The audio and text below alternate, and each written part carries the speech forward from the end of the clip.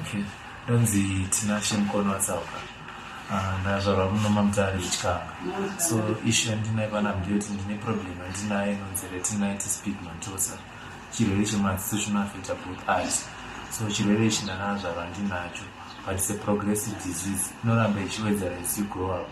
So currently 26 and ndakapedza chikoro kuuniversity kuChinoi, ndaita accounting. So ndikutsvaga rubatsiro rwendinonorapwa, ndakawana remedy kuIndia.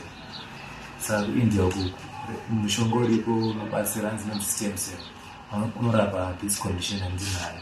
So parudiwa something like 11,000 for the treatment, inotora 12 days. So 11,000 ndeyo unorapwa chete. Then for the flight it's 3,000, hospital bills $700. Saka tikazviisa zvese altogether it's something like 15,000 USD. Rudiwa ndinonorapwa for this treatment of retinitis pigmentosa. So with me years the later I get test report and rudiwa zvachona.